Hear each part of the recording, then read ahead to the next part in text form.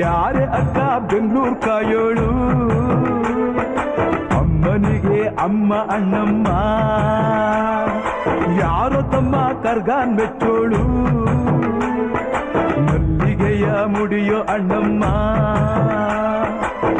ಬರುತ್ತೀನೆಂದರೆ ಇಲ್ಲಿಗೆ ಬರೋ ತನಕ ಮೌನಿ ಕೊಡುತ್ತೀನೆಂದರೆ ಹರಕೆ ಕೊಡೋ ತನಕ ಕೋತಿ ಆಡಿದ ಮಾತನ್ ಮೀದಿರೋ ಭಕ್ತರ ಇವಳಿಗೆ ಇಷ್ಟ ಇಷ್ಟ ಬೆಂಗಳೂರು